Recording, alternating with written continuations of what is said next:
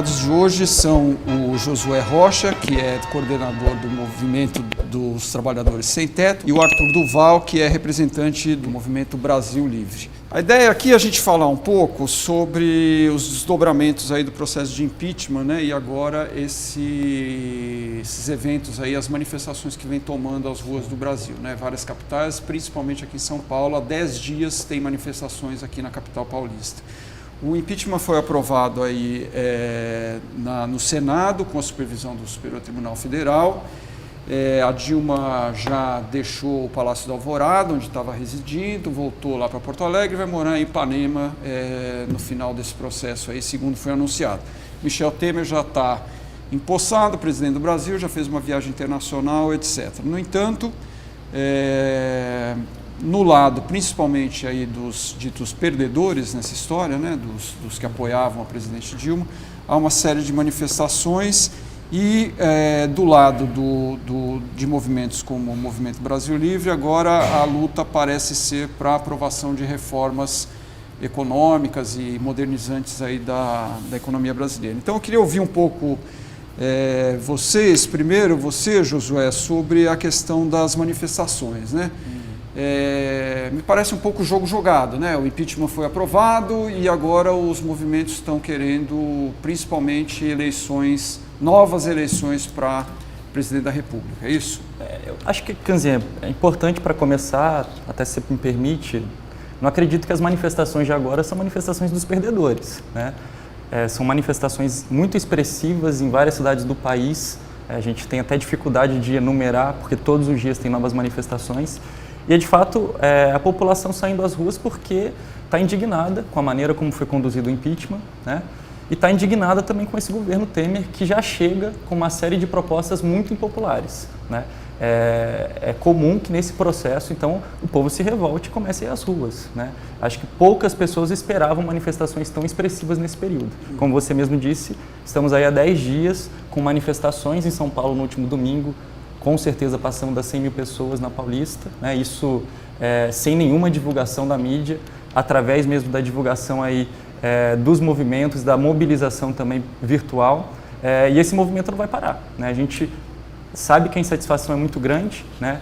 Não só daqueles que eram favoráveis à permanência da Dilma, mas daqueles também que estão descontentes com as políticas do Temer. Bacana. A gente, em primeiro lugar, eu queria agradecer a vocês, a presença, poder estar aqui conversando com vocês.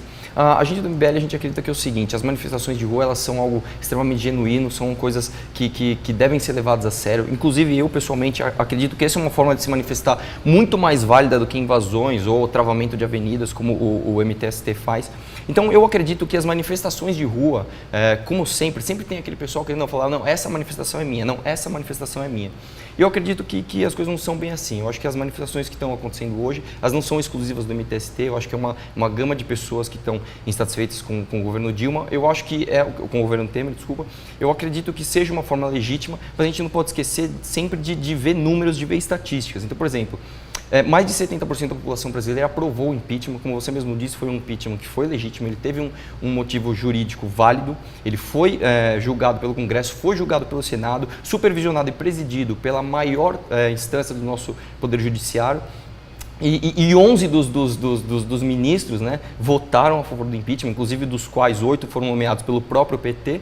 Então eu acredito que assim, não que seja assim uma coisa, jogo jogado, mas eu acho que a gente tem que olhar para o Brasil com mais seriedade, a gente tem que olhar agora para as propostas, e a gente tem que parar com esse negócio de, não, vamos polarizar, vamos colocar nós contra eles, e a gente tem que olhar para as propostas que vão fazer com que o país garanta os direitos que as pessoas, principalmente o pessoal da esquerda, tanto promete.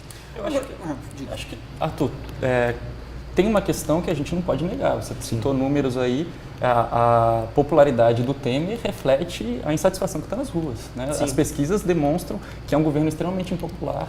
Uma enquete recente do Senado mostrou que mais de 90% das pessoas que se dispuseram a estar nessa votação são favoráveis a novas eleições exatamente porque não conhecem a legitimidade desse governo.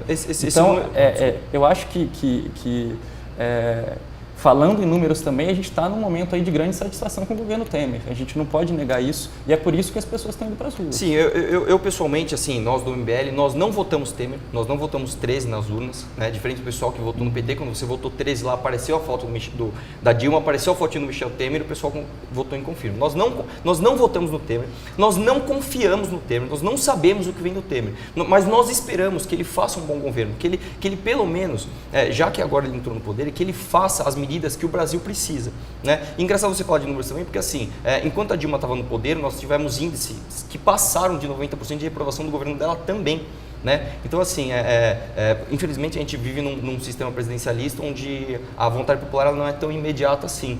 Então a gente teve que sofrer esse processo doloroso de impeachment e eu acho que o momento agora não é para a gente ficar batalhando um contra o outro, ver o que é esquerda, ver o que é direita. A gente tem que ver e ver o que é proposta que funciona. Então eu estou aqui para a gente discutir reforma da Previdência, reforma trabalhista, ajuste fiscal, reforma política. Eu acho que a hora é agora da gente mobilizar o pessoal e ver o que realmente interessa. São medidas que vão fazer o país voltar a crescer. Eu só queria colocar uma coisa antes, principalmente aí para o Josué, que é o seguinte: até o Rui Falcão, que é presidente do PT, ele colocou esse calendário como um calendário praticamente impossível da gente ter novas eleições agora, né? Quer dizer, o Temer teria que renunciar, teria que haver uma supervisão toda do Superior Tribunal Federal, teria que fazer uma proposta de emenda constitucional para chamar um plebiscito, para ter uma nova eleição. Quer dizer, o calendário acabaria sendo 2018 da mesma forma, né? Obviamente, o Temer já não estaria mais no processo, teria que o presidente da Câmara presidir também esse processo, etc. Como é que vocês veem aí a questão do calendário? Quer dizer, seria, na sua opinião, mais adequado agora para o Brasil ter esse vácuo de poder e esperar esse tempo até uma nova eleição do que atualmente o governo Temer, então? Acho que tem uma questão muito preocupante, Kanzinha, no governo Temer, que é um governo que, por ter assumido fruto de um golpe, né, ele não tem que dar resposta nenhuma à população, né? Não é um governo que foi eleito na maneira como ele está constituído com as propostas dele. É um governo que não foi eleito, tem propostas extremamente impopulares, não tem que dar resposta à população e também já anunciou que não tem nenhuma pretensão para a reeleição. Então é um governo que, apesar das vontades populares, ele vai colocar a sua proposta, custe o que custar, né? E o que está custando, segundo as propostas que estão sendo apresentadas, são direitos dos trabalhadores, são investimentos em áreas sociais. Isso é muito preocupante. Por isso, as eleições elas criticam a legitimidade desse governo que não foi eleito e que tem propostas tão impopulares. A gente sabe do calendário apertado, por isso mesmo o MTST já defendia isso mesmo antes da finalização do processo de impeachment. A gente acha que era a melhor maneira para a saída dessa crise política que está no país, para que a gente, de fato, devolvesse, né, essa responsabilidade para o povo, para que o povo decidisse os rumos do país. E é isso que a gente continua brigando, para que isso aconteça. A gente não pode deixar que um governo, com essas medidas, continue, porque o risco que a gente tem são muitos retrocessos. É a gente rasgar a nossa Constituição, né, a gente rasgar a CLT, que tem anos e anos aí de história, que é o que está sendo previsto. Bom, o que eu tenho para falar sobre isso é o seguinte: o pessoal da esquerda eles sempre vem com esse discurso, que a meu ver é um discurso populista, de não, vamos defender a CLT, vamos defender os direitos dos trabalhadores, mas na verdade é o seguinte: o que garante direito, a verdade é o seguinte, o que garante direito e não privilégio e não promessa, o que garante direito é a conta fechar, é o Brasil ser levado a sério como se fosse uma empresa que você tem que dar lucro e você tem que garantir para todos os funcionários aquele salário no final do mês. O que acontece hoje é que nós temos rombo na Previdência, nós temos uma das leis trabalhistas mais obsoletas do mundo, inclusive o pessoal fala muito de CLT, não quer luta popular. A CLT do Brasil, você sabe de onde veio, cara? Ela não veio de luta popular, ela veio lá de Mussolini, lá da Itália, ela foi imposta a goela abaixo no brasileiro pelo Getúlio Vargas, que era um ditador de direita. Então eu acho meio esquizofrênico o pessoal da esquerda defender tanto esse tipo de coisa que vem de cima para baixo. São direitos, e ao mesmo tempo falar que isso é o direito. Poxa, se é um direito, então, cara, a primeira pergunta que eu faço sempre: se é um direito, por que ele é obrigatório? Eu fico imaginando assim, vamos fazer um exercício mental aqui. O pessoal fala muito de direito trabalhista, vamos falar, por exemplo, de FGTS. FGTS. FGTS ele foi criado no governo Getúlio, não foi para proteger o direito do trabalhador. Ele foi uma forma forçada do governo tirar o dinheiro do trabalhador e pôr no bolso do governo. É isso que foi criado, é para isso que foi criado o FGTS. Aí você vai falar o quê? Não, eu vou chamar isso de roubo? Não, eu chamo isso de direito, mas é um direito obrigatório. Uma coisa que eu falo é o seguinte, vamos fazer um exercício mental. Imagina se todos os trabalhadores hoje do Brasil tivessem a liberdade de pegar o seu fundo de garantia e fazer o que quiser com ele. Eu duvido que ia sobrar um centavo na conta do governo, cara. Falta liberdade no nosso país, é isso que eu tô falando. A gente fica muito acostumado a confiar no Estado, a ficar, eu conto de fadas estatal porque o Estado cuida de mim. Não, quem cuida do trabalhador é o trabalhador mesmo. Inclusive uma coisa que eu anotei aqui, tá no site do teu movimento, eu espero que você saiba exatamente o que você está defendendo. Lá nos objetivos, se você entrar no site do MTST, vai estar lá escrito, um dos objetivos é o seguinte, só os trabalhadores podem resolver os problemas do trabalhador. Eu concordo completamente com isso. Eu acho que quem sabe melhor onde aplicar o dinheiro, como fazer, como vender as suas horas, o valor da sua hora de trabalho, eu acho que quem tem que decidir isso é o próprio trabalhador e não uma cúpula de políticos burocratas. O que a gente esquece, Arthur, é que essas relações patrão-trabalhador não são relações simétricas. Se a gente libera a livre negociação entre o trabalhador e o patrão, para mim é claro qual é o lado que é mais forte nessa negociação. Entendi. Então, a gente tem que ter esse cuidado e por isso os direitos trabalhistas existem, para assegurar que os trabalhadores tenham seus direitos mesmo nessa relação assimétrica. Num cenário que a gente tem, inclusive, de desemprego, se a gente libera para que o trabalhador negocie diretamente com o seu patrão, o que a gente pode ver é trabalhador numa carga horária maior, com menos direitos garantidos, né, e recebendo menores salários. Sim, o que eu acho porque a gente teria aí uma reserva, aí, um estoque de trabalhadores à espera. Esse eu acho que é um pensamento em relação, acho que essa citação da MTST, acho que é importante colocar. A gente defende a organização dos trabalhadores, a gente é um movimento que organiza os trabalhadores que moram nas periferias das grandes cidades, né? Isso que está aí entre os nossos objetivos. Mas a gente defende a luta dos trabalhadores pelos seus direitos. Entendi. E uma das maneiras dos trabalhadores se organizarem é lutando para que os seus direitos sejam assegurados, inclusive pelo Estado. Olha, eu acho muito complicada essa palavra luta, cara, mesmo porque ela pode ser interpretada de diversas maneiras. Uma das maneiras que eu discordo totalmente é o jeito como vocês interpretam luta, que é barrando rodovia, é barrando marginal, é queimando pneu na marginal, é invadindo prédio privado para falar, não, olha como a gente está aqui chamando atenção. Eu não acho que você fazer de tudo para chamar atenção seja válido. Você quer chamar atenção, beleza, você tem outros jeitos de chamar atenção, mesmo porque a gente vê nas ruas tantas pessoas se manifestando de maneira pacífica, de maneira até bonita, gritando pro governo o que a gente quer. O que acontece é o seguinte, é interessante, você falou muito de liberdade de direitos, eu tenho uma frase na minha cabeça que é o seguinte, a diferença entre o remédio e o veneno é a dose. Então o que acontece é o seguinte, nós temos tantos direitos trabalhistas aqui, nós temos um protecionismo tão bom, só que eu não vejo ninguém do exterior falando assim, não, eu vou lá pro Brasil que eu vou me sentir protegidão, eu vou lá que eu vou trabalhar, que eu vou ter uma CLT que me garante. Não, eu vejo gente do México migrando para os Estados Unidos, eu vejo gente do Brasil migrando para a Austrália, migrando para o Canadá, migrando para os Estados Unidos, migrando para a Dinamarca, que são países que, segundo o Heritage Foundation, eles têm muito mais liberdade laboral do que aqui no Brasil. Então eu acho que a nossa dosagem de lei trabalhista, eu acho que ela está, não um pouco, eu acho que ela está muito acima da média, muito acima da medida correta. Eu acho interessante essa discussão. Eu queria voltar num ponto que você colocou, que é em relação às opções de manifestação que o movimento utiliza, né? Eu acho muito interessante colocar isso, porque o movimento ele se organiza, né, a partir das suas próprias forças, das suas próprias articulações. E a gente comparar, por exemplo, com as manifestações que foram chamadas no processo de impeachment, quando você tem convocação da mídia, quando você tem uma relação tranquila com a PM, e aí você leva milhares de pessoas para as ruas e consegue fazer grandes manifestações.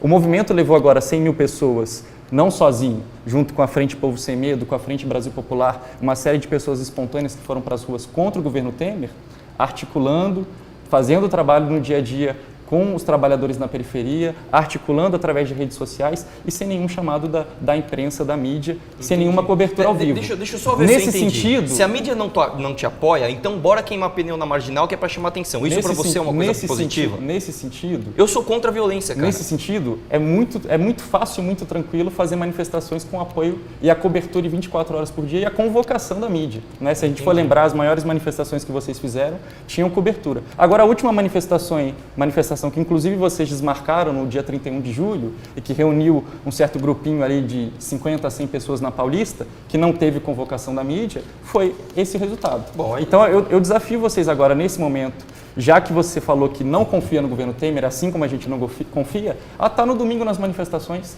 faz uma convocação também contra o governo Temer, já que vocês não confiam nele. Eu achei excelente Fora Temer. eu achei excelente isso que você falou. Eu acho que isso é uma coisa que a gente deveria fazer mesmo, juntar forças para votar, para brigar, mas aí é que tá. Não para brigar pela volta da Dilma, não para defender político corrupto de estimação, mas sim para aprovar medida. Por que a gente não fala aqui então de coisa séria? Vamos falar, por exemplo, da reforma da Previdência, vamos falar da reforma dos direitos trabalhistas, vamos falar do que funciona. Deixa eu só colocar uma questão para vocês. Se nas manifestações, hoje o foco não está equivocado, porque quem vai decidir se vai passar ou não medidas de ajuste, se vai passar a reforma da Previdência, a reforma trabalhista, é o Congresso. Quem tirou a Dilma do poder foi o Congresso. Muitos dizem que houve um golpe parlamentar, dizem isso foi golpe, e agora o presidente é um presidente parlamentarista de ocasião, etc.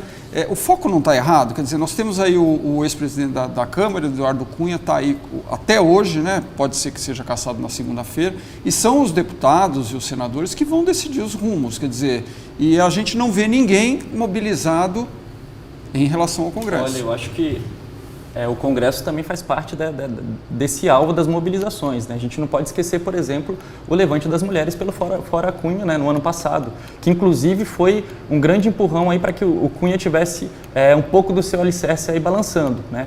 A gente sabe que tem a votação do Cunha na semana que vem. Os movimentos vão estar em Brasília protestando, inclusive pedindo a saída do Cunha. O que a gente está vendo é que tem um grande acordão. Agora que o Cunha cumpriu o seu papel, que era conseguir fazer o processo de impeachment avançar, estão querendo fazer um grande acordão para manter ele lá. A gente é contra. A gente quer que o Cunha saia porque, fora os casos de corrupção, o que ele representa é um grande retrocesso nesse Congresso.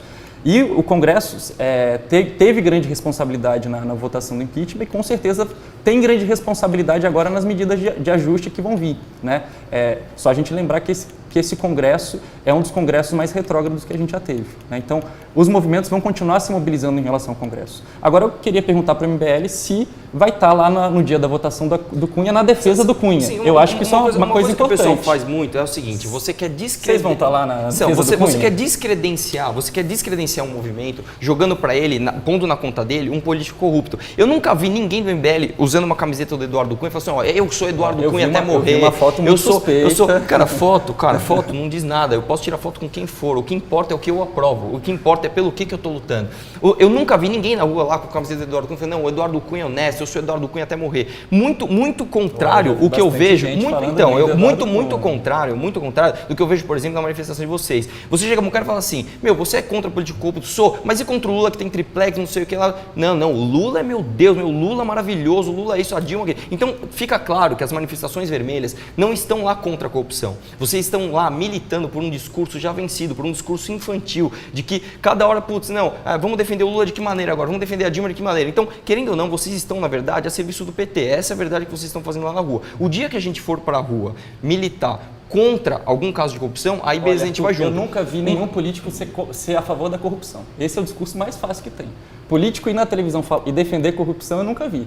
Porque ser contra a corrupção todo mundo é. Acho que ninguém aqui vai vir nessa mesa defender a corrupção. A gente também luta contra a corrupção. Mas não basta ser contra a corrupção. Por que você vota 13, que é o mesmo número do mensalão? Por que você vota 13, que é o mesmo número do petrolão? Por que você vota 13, que é do partido responsável pelos maiores escândalos de corrupção da história do Brasil, cara? Como que você pode falar assim, eu sou contra a corrupção, mas eu vou votar 13 lá na urna? Então, alguma coisa está errada nisso. Eu quero que todos esses escândalos sejam apurados, né?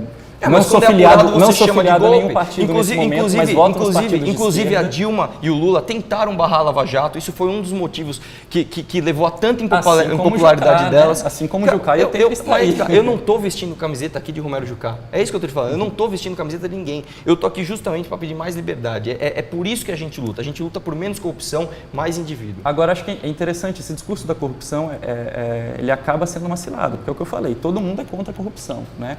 Vocês, inclusive, sim, só que só um tá na rua defendendo isso. Que fizeram manifestações contra a corrupção, falaram que não tinham ligação nenhuma com o partido. Hoje tem diversos candidatos, inclusive nos partidos mais corruptos desse país, né? Não posso lembrar que um dos candidatos de vocês é candidato aqui pelo DEM, Democratas, que é o partido que desde 2000 até agora tem o maior número de políticos caçados pelo TSE. Eu acho bacana que você falou isso, porque é o seguinte, a gente tem que mudar a política. Como é que se muda a política? Não é invadindo o prédio, não é queimando o pneu na marginal. Você muda a política entrando lá e mudando a máquina de dentro para fora. A gente precisa entrar na máquina para mudar a política. A gente precisa entrar lá para diminuir o poder estatal. É isso que a gente precisa fazer. Manifestando contra a corrupção e saliendo com políticos corruptos. E eu falo uma coisa, a gente tem que entrar sempre defendendo a bandeira que você vai defender até o fim. Confie no indivíduo, não confie no partido dele. Confie naquele indivíduo. Leia a proposta do cara, o que você está propondo? Pô, eu estou propondo isso. Então, se você entrar, eu vou lá e vou te cobrar. Não fica com esse discursinho comprado, que é discurso comprado da esquerda, para meter medo em todo mundo. Olha, se você votar nele, você é bandido. Se você votar nele, você é isso. Isso é discurso de esquerda, cara. Eu tenho uma visão diferente em relação aos partidos. Se eu entro no partido, eu tenho que ter acordo ideológico com esse partido.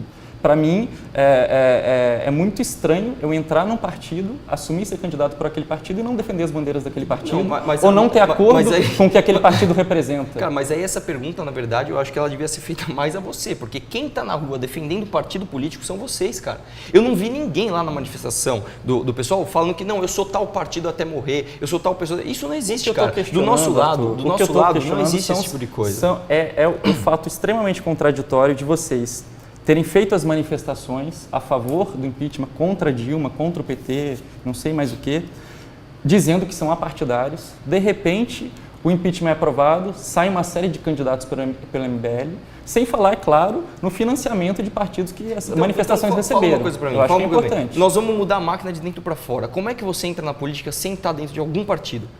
Não tem como, cara. Eu acho muito mais válido você pegar, entrar por um partido, entrar na máquina e tentar mudar um negócio de dentro para fora do que cometer atos violentos. Por exemplo, quando o MBL caminhou até o Congresso e foi lá fazer manifestação, o MTST foi um dos movimentos que foi agredir o pessoal lá. Então, você fala tanto disso, cara, mas eu acho muito mais válido, você entrar na máquina pública e mudar ela de dentro para fora do que você ficar com um ataquezinho violento, com um ataquezinho bobo, com um ataquezinho infantil. Eu acho que está na hora da gente discutir o Brasil de maneira adulta, de maneira concreta. Vamos falar de proposta, isso cara. Só voltando um pouquinho às manifestações, né? A gente tem uma manifestação marcada agora para o domingo e a CUT está chamando uma greve geral para o dia 22, né?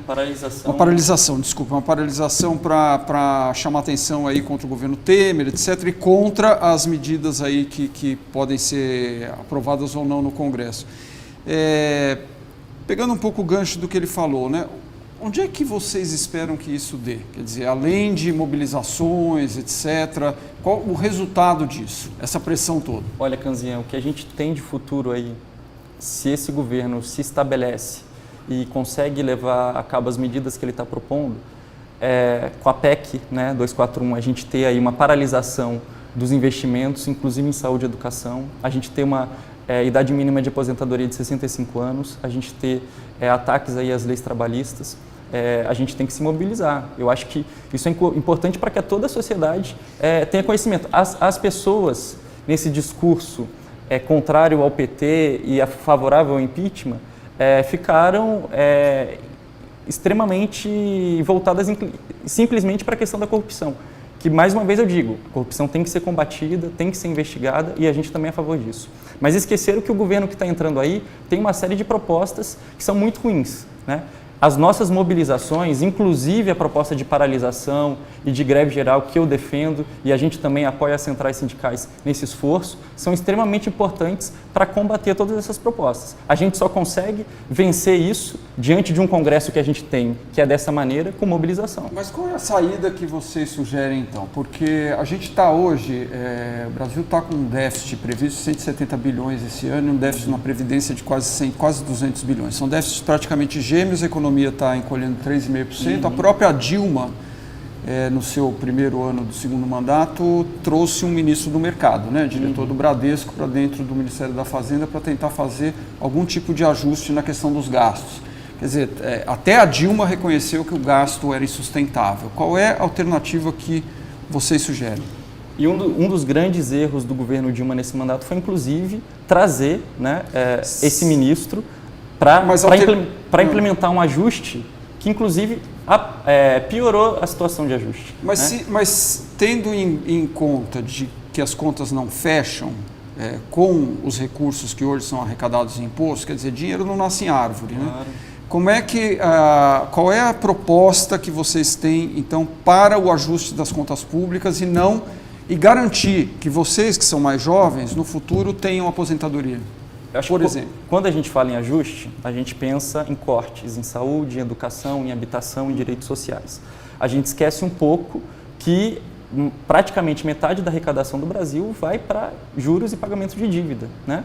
Por que a gente não pode fazer e propor com seriedade uma auditoria dessa dívida, né? Numa família, quando você está numa situação de crise, de dificuldade, você tem um financiamento, está endividado, você tem que pagar a sua alimentação, seu transporte, seu aluguel. Você está completamente sem dinheiro. Você vai cortar, primeira coisa, você vai cortar da sua alimentação e do seu aluguel e vai ficar sem onde morar? Ou você vai pedir para rever esse financiamento, para ver se você não consegue lidar com a situação? Por que no país a gente não pensa dessa maneira? Por que a gente não taxa as grandes fortunas desse país, né? A gente tem impostos a gente tem poucos impostos sobre a renda, né? A gente tem muitos impostos sobre o consumo. Por que a gente não taxa grandes fortunas? Por que a gente não taxa herança? Assim, a gente está jogando a conta da crise aonde ela deve ser jogada, em quem está lucrando com essa crise. Porque os bancos, mesmo no ano de crise, lucraram de maneira recorde. No governo Dilma, nunca os banqueiros tiveram tanto lucro quanto no governo Lula e Dilma. Quer comentar as propostas? Sim, então, cara, eu acho bacana esse negócio das propostas, que o pessoal fica sempre que eu digo, não, vamos garantir direito, vamos fazer reforma que o pessoal vai aprovar tal. Mas uma coisa que eu imagino é o seguinte, eu acho que vocês não têm um pouco de noção dos números. Esse ele já apresentou, hoje o rombo da Previdência estava em 146 bi, já atualizou para 187 bi, a gente estava vendo isso essa semana.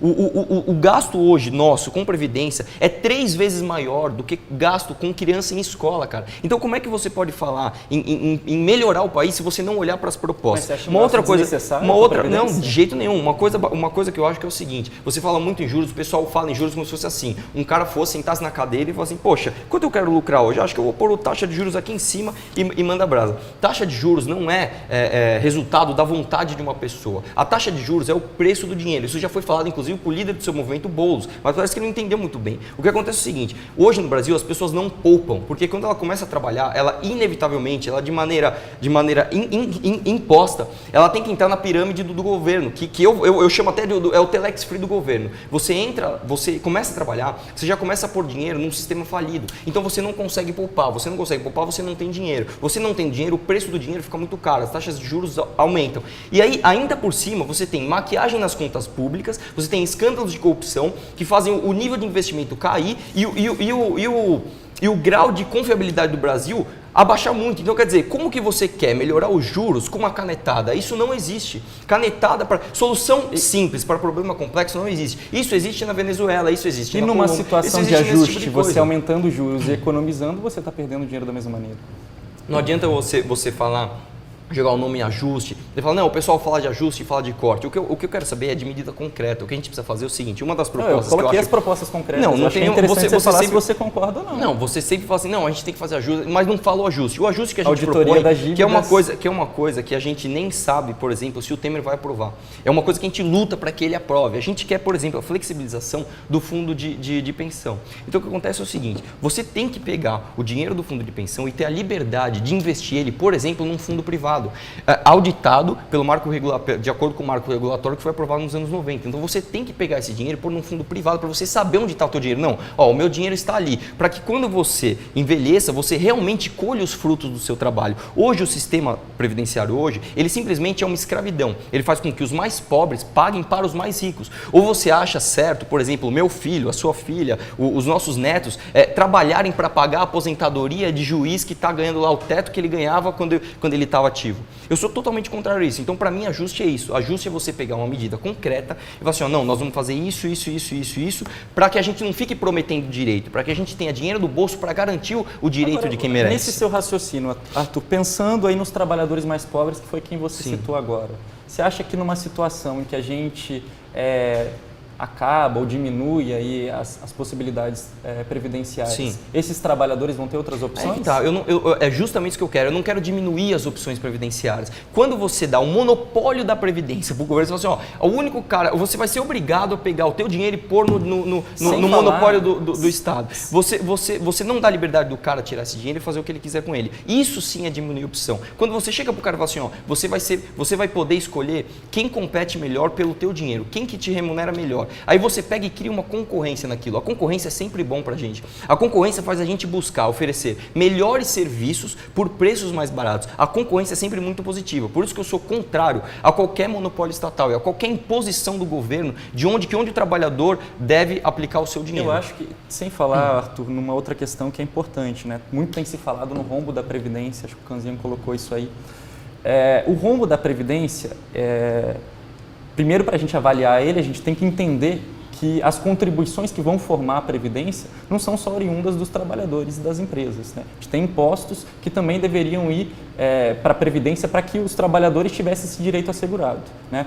A Previdência não é uma simples relação de o trabalhador com o banco estatal. A Previdência é um direito, uma política estatal assegurada na Constituição, assim como saúde, assim como educação. E por hoje isso ela não deve ser, hoje isso funciona para você? Isso funciona para você? Olha, então por que nós temos 5 milhões de aposentados que tem que trabalhar para sustentar? Por que a gente tem isso? Por que a gente tem juiz ganhando lá não sei quanto de aposentadoria e a gente tem o senhor que trabalhou a vida inteira e no final das contas ele não tem o direito dele assegurado porque ele é aposentado, ele tem que continuar trabalhando para se sustentar. Por que a gente não vejo tem as suas soluções como as soluções que vão resolver esse sistema? Sim, cara, mas você concorda que a gente tem que discutir isso, a gente tem que pôr essas medidas para frente, não simplesmente ficar criticando e falando, não, ó, ele é fascista, ele é isso, ele é aquilo. Não, a gente tem que discutir proposta, cara. Nós do MBL, nós temos um projeto de uma medida concreta pra gente levar lá pro cara e falar assim, ó, você tem que aprovar isso aqui, ó, cara. A gente tem o que lutar. A gente não fica na rua, desculpa falar isso de novo, mas é que a gente não pode levar a sério um cara que acha que lutar é ir pra rua, queimar pneu e travar marginal. Pra você lutar pelos direitos dos trabalhadores é o quê? É travar marginal e o cara que tá voltando pra cá super cansado tem que ficar vendo você lá brincando de revolucionário, cara. Você desculpa, mas isso pra mim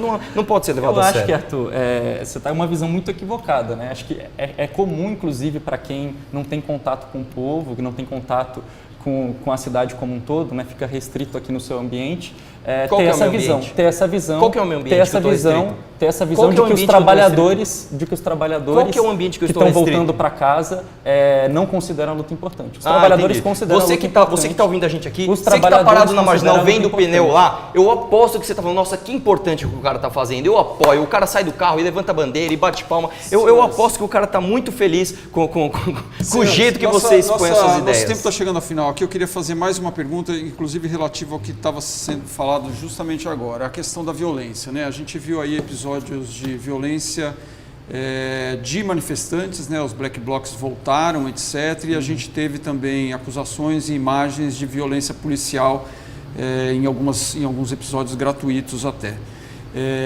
Enfim, queria ver o que o MTST, né, e os movimentos que estão na rua aí, que tipo de providência está sendo tomada aí para as próximas manifestações, já que isso deve continuar, para conter isso, né, e dos dois lados, né? Eu acho que as imagens, né, do final da dispersão da manifestação do último domingo, que foi no Largo da Batata, deixaram claro, né, o despreparo da PM de São Paulo. Mas a gente viu também violência nas outras manifestações e deixaram claro muito também a intenção de uma violência policial para, inclusive, desmobilizar a população, né? Eles pensam que, através da repressão, podem impedir que o povo saia para as ruas para se manifestar. Isso está claro que não vai acontecer. Depois de domingo, com a repressão da maneira que foi, de maneira desmedida, as pessoas continuam indo para as ruas e vão continuar. Mas e a violência do outro lado? Aqui na Folha, por exemplo, tentaram invadir o jornal, tentaram quebrar a porta para poder ingressarem, picharam a fachada do jornal, a gente tem imagens de... Eu acho que é importante a gente levar em conta a violência da Folha, né? Aquele editorial raivoso que a Folha teve, também é uma maneira de violência. Você dizer para milhões de pessoas que te acessam todos os dias que as pessoas que estão indo às ruas têm que ser tratadas daquela maneira, inclusive estimula a violência policial. A gente tem que avaliar a violência desse lado também. Mas você acha legítimo manifestantes, por exemplo, quebrarem fachadas de banco, por exemplo? Olha, o movimento MTST, a Frente Povo Sem Medo... não estou dizendo o movimento, se você acha legítimo que isso é uma forma de se manifestar. Tem suas maneiras de se manifestar. Tá? Agora, eu não acho que a função da polícia seja reprimir manifestante, seja determinar quando a manifestação tem que acontecer, como a Polícia de São Paulo tem agido. Né? Independente da maneira como os manifestantes estão agindo, né? O movimento tem a sua maneira de se manifestar, que é diferente do que algumas vezes acontece, mas a gente não tá, em nenhum momento vai legitimar a violência policial contra os manifestantes, que é o que acontece. Só um parênteses aqui. Eu vejo muito, como você falou, como muitos políticos, eu não defendo corrupção, vai lá e se corrompe. Você está vindo aqui levantar a bandeira da não violência. Mas eu vi no seu Facebook, por exemplo, no dia 2 de setembro, você publicou uma foto lá apoiando o escracho, olha o nome, o escracho da Casa da Indústria de Recife. O que foi isso? Entra no Facebook dele e vê, o pessoal foi lá e pichou tudo e tal. Então você apoia esse tipo de coisa. Para mim, pichação de patrimônio público e privado é um tipo de violência sim. Para mim, desculpa falar isso de novo, cara, mas queimar pneu na marginal e impedir o ir e vir das pessoas é um tipo de violência sim. Para mim, ocupação de prédio de Ministério de Fazenda é violência sim. Arthur, é a maneira como as pessoas têm para se manifestar. Exato. Entendi. Eu acho que a única maneira é essa, então. É muito eu quero chamar atenção, eu vou matar um cara, pendurar na Paulista e falar, não, eu tô aqui chamando atenção. É o único jeito que eu tenho. E a polícia tem que bater palma para isso? Eu acho que a polícia tem que ver o Black Bloc lá com a cara tampada, atacando pedra na folha e falar, não, é isso mesmo, bate aí. É o único jeito que o tadinho aqui tem para se manifestar. Coitado, hoje não tem Facebook, hoje não tem internet, hoje não tem nada para você se manifestar. Mas é muito fácil para um movimento que tem o apoio completo da mídia, que tem convocação 24 horas na televisão para suas manifestações. Desculpa, cara, coitado do seu movimento, que tem um apoio, inclusive, da PM. Eu tenho que citar, inclusive, que os manifestantes favoráveis ao impeachment, que ficaram 48 horas travando a Avenida Paulista, foram muito bem tratados e muito bem recebidos pela PM. Ficaram travando a Avenida Paulista. Entendi. Se a gente faz uma manifestação pacífica, com um trajeto definido, um trajeto divulgado, a gente é tratado daquela maneira pela polícia. Então vamos falar de trajeto. Então a gente não pode falar. Você estava na manifestação do domingo? Eu estava lá. Eu estava lá fazendo vídeo. Eu vi o momento em que a menina chegou para a polícia e falou assim, a gente tem essa rota definida, mas a gente é que manda, a gente quer ir para outro lugar. Sentou um monte de gente lá e falou assim, a gente é que manda, nós vamos descer não sei o que lá, nós vamos descer não sei o que lá onde. E aí você quer que a polícia... Eu estava nessa manifestação. Eu tenho vídeo, eu tenho imagem. Quem quiser entra no meu canal e vê lá. Pelas frentes. Povo Sem Medo, pela Frente Brasil Popular, foi uma manifestação que foi divulgado o seu ponto de concentração, o seu ponto de encerramento.